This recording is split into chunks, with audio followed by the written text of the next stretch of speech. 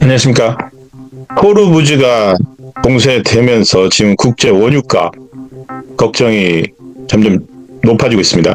지금 주유소, 서울 시내 주유소 가격도 거의 1967원, 8원. 저도 요즘 뭐 차 안 쓰면서 기름 안 넣고 있는데요. 한두 가지가 문제가 아닙니다.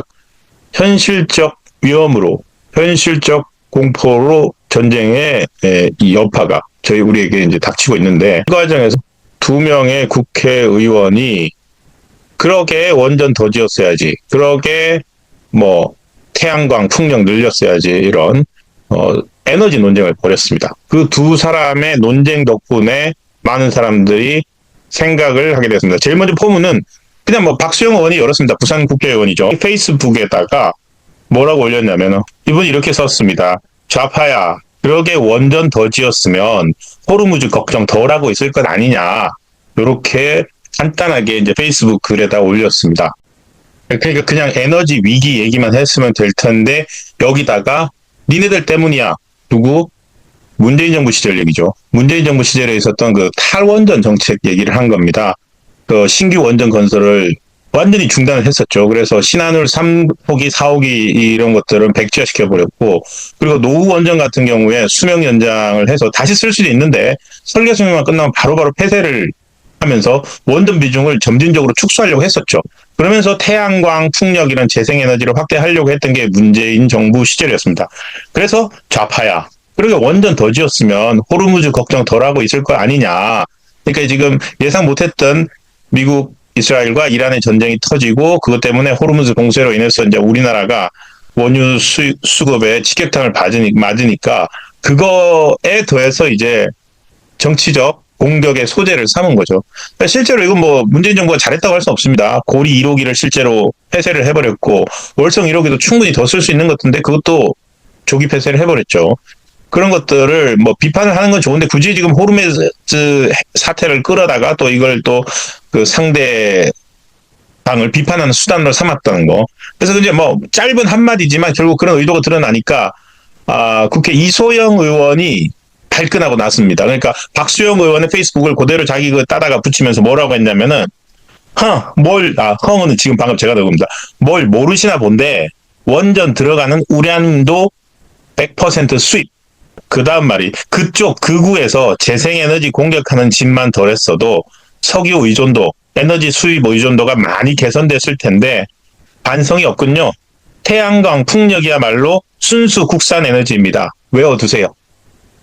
이렇게 뭐 본인 입장에서는 뭐 끔하게 짚어주고 넘어갔다 생각할지 모르겠는데 하나하나가 오류투성입니다. 그러니까 우라늄도 100% 수입이니까 석유 수입, 그러니까 당신들은 원전을 더 지었으면은 에너지 걱정 덜 할 텐데 석유도 수입이지만 우라늄도 100% 수입 아니냐 이렇게 한마디를 한 거하고 두 번째로 재생에너지 그러면서 이제 재생에너지를 공격만 니들이 덜 했어도 지금 재생에너지 많이 해가지고 석유 의존도 에너지 수입 의존도 줄였을 텐데 니들 때문이야 이 말을 한 거죠.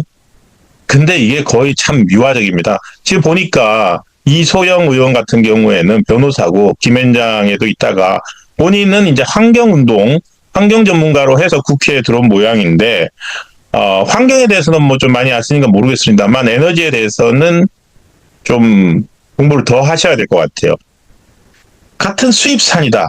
석유하고 우라늄하고 수입산이다 그랬는데 이거는 좀 정확하게 아셔야 될 것 같아요. 우라늄 100% 수입하는 건 맞는데, 한번 그 우라늄은 이렇게 전쟁이 나가지고 몇 년씩 걸린다고 해도 크게 수급에 영향을 안 받습니다. 원전 연료는 한번 채워놓으면 기본 18개월은 갑니다. 그러니까 한번 연료 가득 채워가지고 원전을 가동하는데 그 한번 가득 채운 다음에는 18개월 돌릴 수 있고요. 그리고 우리나라는 항상 그래서 3년 정도 원전 연료를 비축하고 있습니다. 그러니까 2번 돌릴 분량은 항상 갖고 있다는 거죠. 뭐 보통 전쟁이 뭐 3년 가겠습니까? 그래서 이소영 의원 말처럼 뭘 모르시나 본데 원전 들어가는 우라늄도 100% 수입 이렇게 단순 비교할 건 아니란 거죠. 그리고 우라늄은 호르무즈하고 또 무관하죠. 그러니까 이 논리적 오류입니다. 논리적 전혀 비교할 대상이 아닌 걸로 비교를 한 거죠. 더구나 우라늄 같은 경우에는 우리나라가 카자흐스탄이나 캐나다, 호주 이렇게 일종의 수입선이 다변화되어 있습니다. 그런 것들도 에너지 안정성, 그 수입을 하는 에너지일 경우에 이제 그 좋은 거죠. 그래서 이소영 의원한테 죄송한 말이지만 좀 놀림감이 됐습니다. 물론 박수영 의원이 잘했다는 건 아닙니다. 이게 지금 국가적으로 석유 때문에 에너지 위기를 겪고 있는데 상대 당을 정치적으로 공격할 수준으로 놀리기 위해서 글을 포스팅을 하는 것도 그렇게 점잖지는 않았다고 생각합니다. 이소영 의원이 그냥 뭘 모르시나 본데 원전 들어가는 우라늄도 100% 수입산이잖아요. 뭐 이렇게까지만 하고 끝났으면은 뭐 쌤쌤으로 하실 텐데 그 뒤에 또 설교를 합니다. 그쪽 극우에서 재생에너지 공격하는 질만 덜해서도 그러니까 니들이 재생에너지 공격을 해가지고 태양광 풍력 많이 못 갖춰가지고 지금 힘든 거 아니냐 이런 식으로 얘기를 했죠. 이것도 논리적 비약이고 사실에 근거하고 있지도 않습니다. 지금 일단 첫 번째 이 재생에너지야말로 100% 국산이다 이러면서 외워두세요라고까지 했는데 뭐 우리 땅에 비치는 태양, 우리 땅에 비치는 부는 바람, 과연 이게 국산일까요? 네, 국산이죠. 국산인데 이렇게 채굴하는 에너지와 다르게 컨트롤이 안 됩니다. 그러니까 에너지를 이때 국산이다 아니다 뿐만 아니라 에너지는 뭐냐면 수급 안정성을 얘기하는 거잖아요. 국산이다 수입이다. 이게 단지 국산 수입이 문제가 아니라 수급의 안정성. 수급의 안정성이라는 건 결국 컨트롤 가능하냐의 여부인데 심각하죠. 태양광 같은 경우에 이 구름 낀 날이나 이런 데 안 되는데 우리나라 같은 경우 2020년에 무슨 일까지 겪었습니까? 최대 54일 동안 장마도 겪었잖아요. 만약에 태양 에너지가 주요 에너지 원이라면은 이게 컨트롤이 안 되는 거고요. 그래서 화력 발전이든지 원자력 발전이 있어야 됩니다. 그 보조적인 이 서브 수단으로서. 그리고 풍력도 우리나라 같은 경우에 바람이 마음대로 되지가 않죠. 그래서 풍력이나 이 재생에너지 그 태양광 풍력의 원천 메카라고 하는 독일 같은 경우에는 둥켈플라우트라는 말도 있잖아요. 이게 어둡고 하늘은 어둡고 바람도 없고 이런 상태가 오랫동안 지속됩니다. 그 유럽의 그 날씨들. 그래서 이것 때문에 사실 독일이 정말 힘들고 그래서 결국 어떻게 됐습니까? 에너지를 러시아에 의존하게 됐잖아요.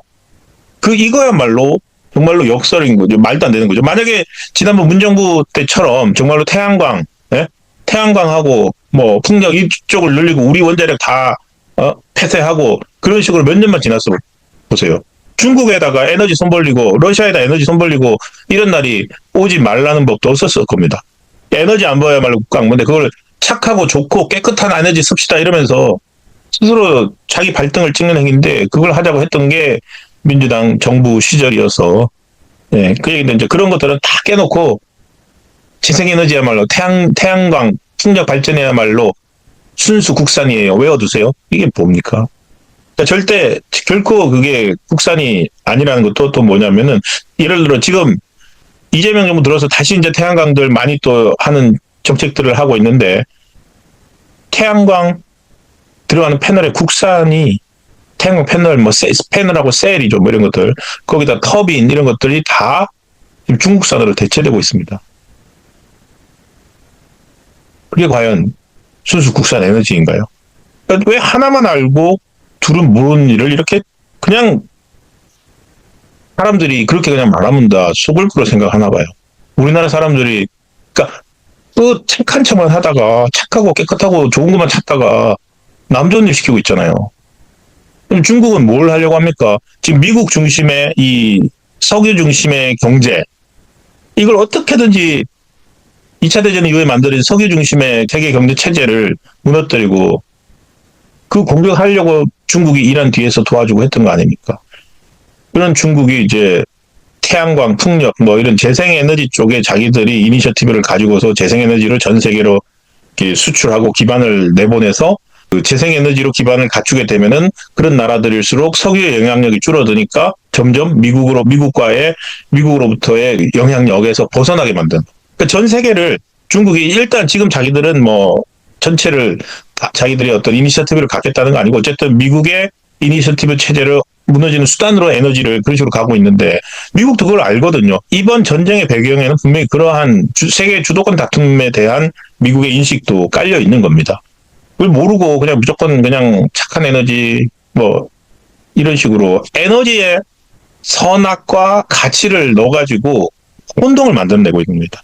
그 다음으로 마치 이제 원유가 에너지인 건 것으로만. 지금이 석유 시대잖아요. 예를 들어서 석기 시대, 청동기 시대, 그리고 뭐 철기 시대가 있다면 지금 석유 시대입니다. 왜냐면 우리가 쓰는 거의 모든 것들에 아침에 일어나서 뭐 양치질하는 칫솔이나 그리고 우리 그 코로나 때 마스크 필터 그리고 뭐 자동차 그 무거운 자동차를 쇳덩어리로 만들다면 무거운 거를 가볍게 만들어주는 고강도 소재들 이거 전부 다 석유 원료입니다. 우리나라가 그 분야에서는 세계 4위 수준의 최강국이죠. 여수, 뭐 석유화학단지 같은데 그 나프타잖아요. 나프타에서 나온 수많은 에틸렌, 폴리에틸렌 뭐 이런 것들로 만드는 총 플라스틱 그다음에 용품들 이런 것들로 이 세계가 이루어져 있는데 석유 없어도 돼. 석유 없으면은 어떻게 살려고요, 이소영 의원님? 석유화학 공장들이 지금 다 거의 문을 닫을 지경입니다. 원료 수급이 안 돼가지고. 납타를 수입을 해서 우리나라가 원유는 안 나지만 납타를 수입을 해가지고 그 수입한 납타를 이렇게 가열을 해서 처음에 LNG 나오고 그 다음에 납타랑 가솔린 나오고 뭐 등유, 경유, 중유 이렇게 나오잖아요. 이 20세기 화학공학 박정희 정부 시절에 그 중화학공업 선도해가지고 지금의 이 실력을 갖춘 건데 이것도 지금 중국이 이제 우리 따라잡으려고 해가지고 그렇지 않아도 이번 전쟁 터지지 않아도 지금 여수 석유화학단지 이런 데 어려움을 겪고 있었는데 지금 이제 원료까지 없으니까 더 힘든 거죠. 이런 에너지뿐만이 아니라 우리 경제가 돌아가는 원리 이런 것들을 전혀 모르면서 뭐라고 했습니까? 자, 그쪽 극우에서 재생에너지 공격만 덜해서도 공격하는 짓만 덜했더라고 했네요. 석유 의존도, 에너지 수입 의존도 많이 개선됐을 텐데 반성이 없네요. 태양광 풍력이야말로 순수 국산 에너지입니다. 외워두세요.